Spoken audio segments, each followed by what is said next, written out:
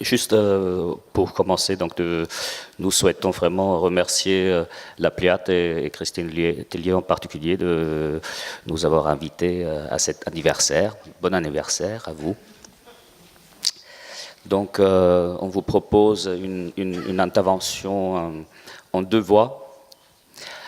Je vais commencer avec une proposition peut-être un peu décalée. J'ai envie de vous raconter l'histoire qui est celle des animaux et des hommes, d'après une interprétation très personnelle du livre de Steinbeck, Of Mice and Men. Voilà. Des souris et des hommes, qui est un bouquin qui à la fois traite l'errance, qui traite aussi la difficulté de se séparer, alors que cette errance est aussi symbole de séparation à l'infini.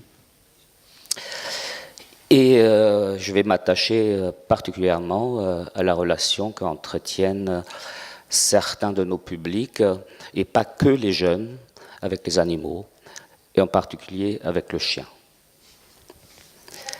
Le chien, c'est l'animal de compagnie le plus ancien dans l'histoire de l'humanité. Bien avant le chat, bien avant le cheval, bien avant la vache ou le volatile. Et le chien, c'est une évolution du loup. Alors, il n'est pas inintéressant de s'interroger un peu sur le fonctionnement du loup. Le loup est un animal qui évolue en meute. Le loup est un animal avec une hiérarchie importante.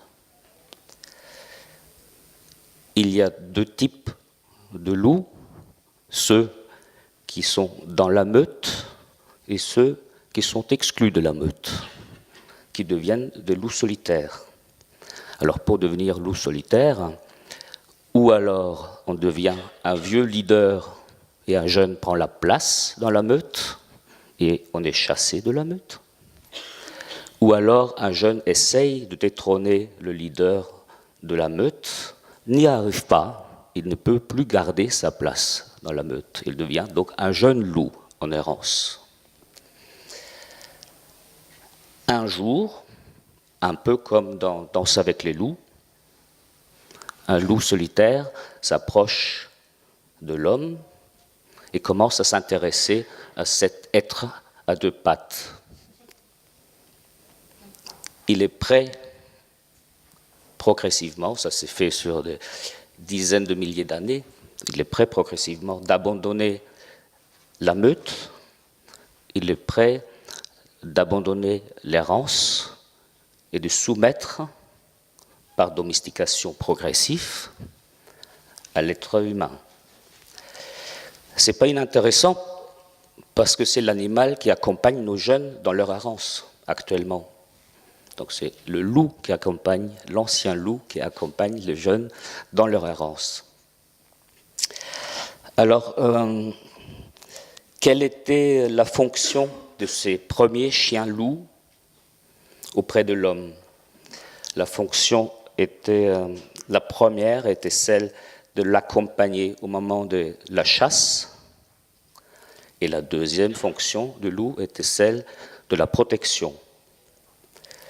Là aussi, je m'autorise à nouveau de faire un parallèle avec les jeunes qui se baladent avec des troupeaux de chiens dans nos villes, qui vivent dans les squats, où finalement c'est le chien maintenant qui accompagne le jeune. Les compétences du chien aujourd'hui, donc là c'est des recherches scientifiques relativement récentes sur le comportement des animaux et en particulier sur la psychologie des animaux. Et force est de constater que, en ce qui concerne notamment le chien, les caractéristiques sont une fidélité à toute épreuve. C'est aussi une sociabilité et c'est aussi une capacité d'émotion. Alors, quelles sont les émotions dont les animaux, et en particulier les chiens, sont capables? Ils sont capables d'amour ou d'affection ou d'attachement. Ils sont capables de colère, ils sont capables de haine. Ils sont capables de joie aussi. Et puis, ils ont une caractéristique très, très, très spécifique, c'est celle de la fonction éponge. Vu leur compétence émotionnelle et l'approchement avec l'homme, ils ont maintenant la capacité d'absorber l'émotion de l'autre. Je fais référence à la chanson « Je vais prendre ta douleur ». Et c'est extrêmement utile dans les trajectoires d'errance, de pouvoir partager la douleur avec quelqu'un, même si c'est un animal. Alors, le chien se prête très très très bien à cet exercice. Alors, pour nos jeunes en difficulté, nos jeunes en errance, mais pas que les jeunes, parce que je reviendrai aussi après sur d'autres personnes un peu plus âgées, quelle est la fonction que l'animal occupe aujourd'hui dans ce parcours d'errance? On retrouve à nouveau la protection. La protection parce que cette population vit dans les situations extrêmement précaires, vit dans les squats,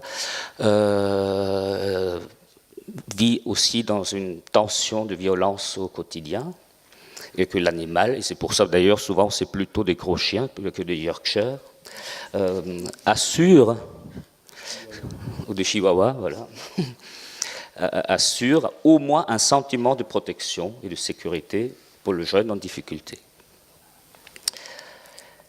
La deuxième fonction que cet animal occupe pour les jeunes en errance, c'est celle d'être une substitution au lien affectif.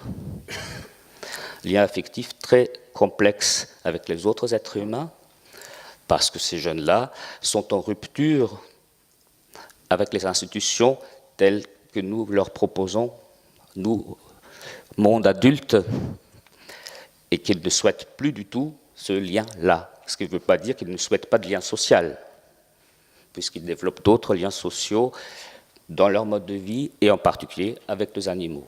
Et donc l'animal est un substitut au lien social et au lien affectif. Troisième fonction qui occupe cet animal auprès de ce jeune, c'est celui d'un statut identitaire au sein d'une communauté. Je m'explique.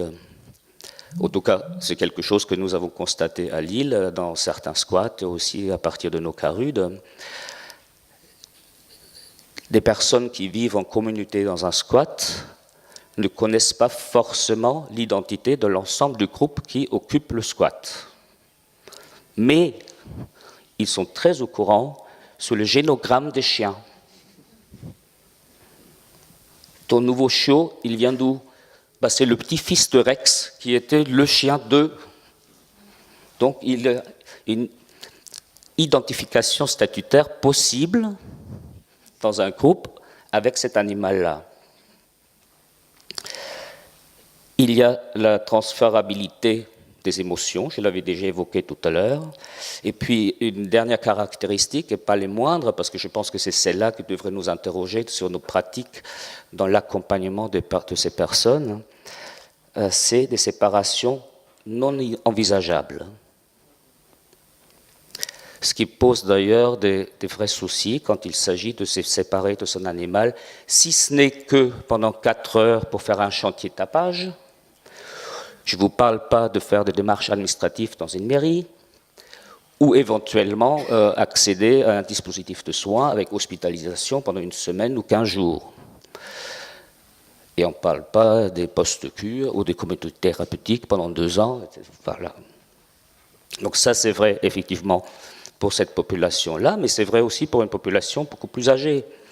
Je suis également responsable de services d'apportement de coordination thérapeutique, et en particulier un service implanté dans une ville un peu sinistrée dans le nord de la France qui s'appelle Maubeuge, où les besoins d'accès aux appartements de coordination thérapeutique sont très importants à un niveau sanitaire, mais nous avons eu des refus de personnes qui vivent dans des petites maisons ouvriers avec un mini-jardin, mais avec 3 chats et 2 chiens, et le fait de devoir intégrer un appartement où ils ne pourront pas garder leur animal avec eux est un frein à l'accès aux soins.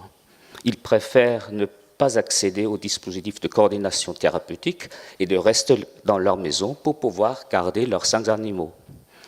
Ça devrait quand même nous interroger un peu sur les propositions d'accompagnement que nous pouvons leur faire. Ça m'amène à vous dire qu'il va falloir que nos dispositifs procèdent à une adaptation, et en particulier pour ces personnes-là dont le seul lien social, visible en tout cas, est encore l'animal. Et ça ne concerne pas que les dispositifs de première ligne. Ça devrait être généralisé sur l'ensemble des dispositifs, et peut-être même aux dispositifs de droit commun. Et les manques actuellement dans les CHRS ou dans les dispositifs de soins en addicto, ou même lors des hospitalisations, sont criants en ce qui concerne la prise en charge de cette relation particulière de la personne en difficulté avec son animal. Donc, qu'est-ce que je peux vous préconiser? Je pense qu'il faut préconiser un accompagnement à la séparation, au moins momentanée. Comment ça peut se faire? On peut par exemple, ce que certains parmi nous font déjà, et Gilles et l'affaire Merlet sont un très bon exemple, c'est de travailler sur l'accueil des personnes avec animaux, de proposer des prestations spécifiques pour les animaux avant de mettre en avance des intentions à l'égard de leur maître. Par exemple, du toilettage, par exemple, des séances ou des consultations vétérinaires, par exemple, de l'entraînement avec des éducateurs ou éducatrices canines et leurs maîtres, en termes de médiation de la relation, pour pouvoir, à un moment donné, envisager de se séparer pendant 1 heure ou 2 de l'animal, de le confier aux professionnels du CARUD et entamer une démarche administrative, entamer une démarche de soins ou participer à un chantier de tapage, par exemple. Donc cette séparation ne peut se faire que sur différentes étapes. Ça, c'est la séparation qui commence par s'intéresser à l'animal avant de s'intéresser à l'homme. Que l'animal puisse renvoyer à son maître, que la séparation n'est pas définitive et qu'il peut y avoir retrouvailles. C'est la question de la séparation, de l'union, qui a été évoquée à plusieurs reprises ce matin. Et puis, il y a aussi l'acceptation de la séparation définitive. Et là, je voudrais vous citer un exemple d'une personne qu'on avait accompagnée dans un XAPA, une personne qui vivait depuis très longtemps avec son chien, où il avait d'ailleurs une relation très particulière avec cet animal-là, parce qu'il était né dans l'année des S. Vous savez que les animaux ont leur nom à partir d'une classification des lettres, etc. Donc, il l'a appelé Sam. Sam, aussi en référence à Oncle Sam, qui nous protège contre tous les malheurs du monde. Et il a appris a posteriori que ce chien-là, et ce n'est pas une plaisanterie, était né le 11 septembre 2001. Donc une relation très particulière où on pense qu'effectivement, ils étaient faits pour se retrouver, ces deux-là. Il a gardé ce chien-là pendant plusieurs années, dans une très bonne relation affective et attentionnée.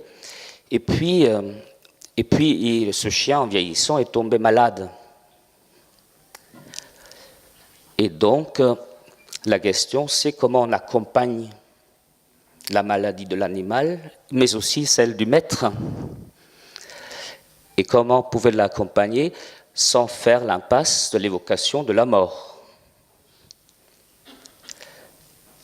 Et cette proposition n'a pu se faire que sur plusieurs étapes. Il y a évidemment d'abord l'énoncé de la maladie, mais il y a ensuite, après, l'espoir, d'abord le déni, ensuite l'espoir de la guérison, ensuite l'espoir de dire que si le vétérinaire nous confirme que l'animal ne souffre pas, on va l'accompagner jusqu'au bout. Mais jusqu'où c'est le bout? Si à un moment l'animal devient paralysé, par exemple, est-ce qu'on continue de le porter? Est-ce qu'on continue à le nettoyer quand il fait ses besoins? Et jusqu'où on va? Pour arriver finalement à la conclusion, là maintenant, on va arriver à terme de l'accompagnement de cet animal. Pour se mettre, il va donc falloir travailler sur une séparation définitive. Et travailler sur la séparation définitive, c'est anticiper pour le maître, mais peut-être aussi pour l'animal, là je m'avance un peu, sur l'anticipation possible de la douleur. Et ce travail-là peut prendre, en termes d'accompagnant de ces populations en difficulté, un certain temps. Ça ne peut pas se faire sur une séance, évidemment, mais doit aboutir à l'acceptation de la séparation avec l'animal pour que chacun puisse se quitter dans la dignité. Et pour conclure, parce que je vois bien que Aram regarde sa montre, je sais, on se connaît un peu maintenant.